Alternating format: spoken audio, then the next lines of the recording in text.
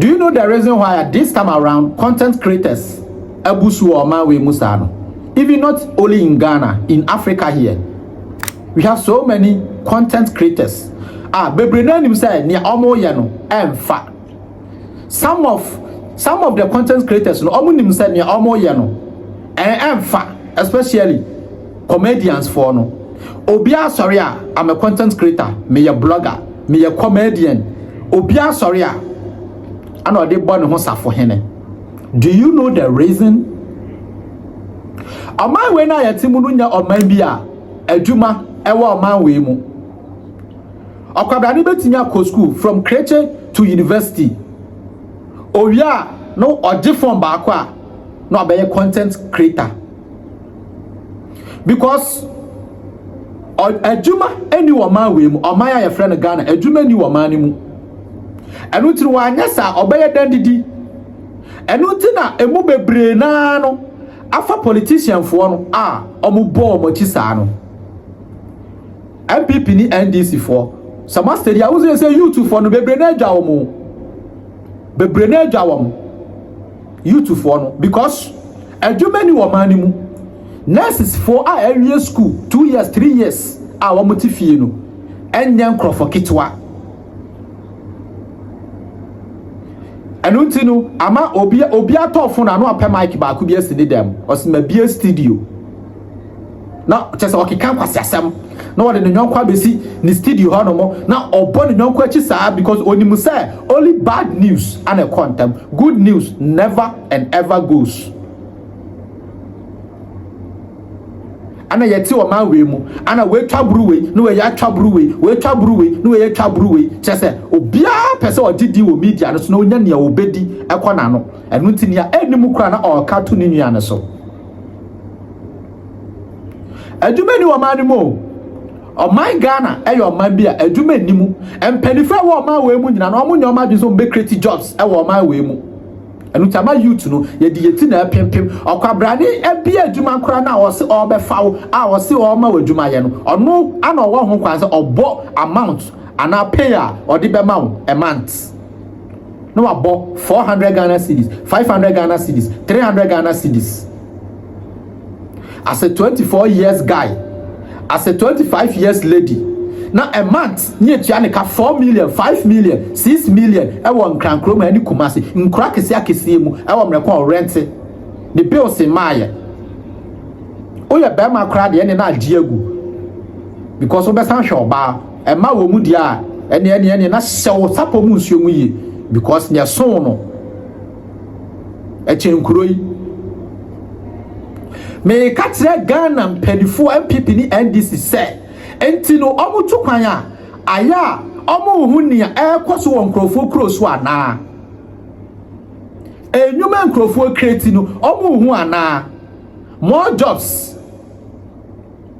etu omu nyoma adwe so mesesa oman na nyoma omu beye bia still edu abato so a okwabra ne besa akọ yi ni kokromoti asa ato ama won.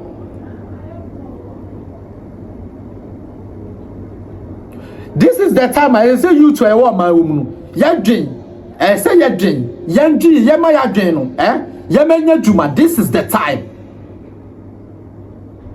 Obiaba no baby keke no ko because we say Ghana for the Yahojo, Ghana for the Yahojo, the baby Amon Kasa, oh Ghana for the share. I am puzzled because Yahojo, no more ye because what would name our back at there? Unisika webushafo ni sika asemba yedi beke diama yedu koja dot court adake ma yedi beba beke diama unye sika pono akofa lawyer onu politician no sika ni nyegu ni nchen u dealings odo be fa mra kwan so enu tiri se u pese u ka politician bi ho asam dia ene tu free Ghana na kwat na buruchire enu na Twini Jonas ene Kevin Taylor omuye they are right 100%. Because omo who say omo tu kwankodi obi manso no start 24 hours omo di creative nyuma no enye bi na wo man Ghana mu no omo who say yem panifo no agro wo omoni so Yes, Oma will say a bima jing and yajuma. Yam penny for ni do a honoma, on him pass a deal with me, yabba man. Now, so sikani ye, men fed midi yama minima busia, send your dachi bin me call retire, men a beardy. They only think about their family. Omo nyi yantima mufuwa no. It would you omochi na yom yodom da kuzuko follow ma obetimi akoye third person. And you know, am I you to me sorry? But this is the time. We have to be on our feet. We have to be bold. Obera kwabrani we school pa o mama born hoka from Kyekyeku University and now the mama kan SHS. Now so na adwuma awoye no minua obi a wan ko school kra so won faso e che nipa na ono ya born hoka e ko billions no. This is nonsense. This is nonsense. I don't know do na ka school dia school ni faso ni nyina free yam penny for no. Because you see education is the key. E wo say this school kwa na be mo ayeye.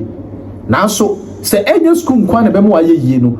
Ye ko school ni dru ba bi di sua ne ma bi because asetena ma ye woi e se unim homa kakra na daachi bi mpo no unye sika kra na anya bia no watimi dia kan usika ehu ano ukọ bank a watimi assign because e ye one kasa account mu na sika ne da se wiase ni ikọ nanim e bedru ba bi no wo ye fama keke kra na ubehia book if you kra asase ano no I started ye pedifo monya word munya bibi for man ho munya bibi emfa oman Ghana no na say ya na be ya dia masa say chirima na o mabakọ no omo na abakọ be yenya ya be yi dia ya mpini o say obi aya be pese me tu kwan pese me ko Dubai be pese me ko Bruchi be pese me kwa e wo me kwa ye dia ho e dia sase our motherland Ghana peaceful country omo ba ha be ye no omo de ko tidenti na say yenso ye ko hono na ko peska asase anyame adum ye bibia obi ti Bruchi snow to a niema omo fam wo hono mo no enye ne marketwa na kede na ke ye de ye nya nyame adum yen enso to wani brem awia bo wani brem chese bibia happy in a normal way nyame aboa ye wo bibia ho tidenti na say ba ne sa e ho snow to me pa na omo kwan nyina sisi obi awade na ama ne bema fo aka se bram kete ne yire fa na chi na so Ghana ha de nya wo pe bia wunya tidenti ana ya bre wo man we mu edura bia o mumia mfa misro ni ehu ne tu nchen yo. This is the time we have to fight for our life. We have to fight for our future because yes ye be ware awowo echiriba na ma na se ya dwene wo mo ho pedifo no di o man ne ye ne o pam bo ne tactics na me sha se wetie no kure no ediam just ye KwakuSmart. Subscribe to my YouTube channel ne mame na follow me all the media platform ni su nyina macrown.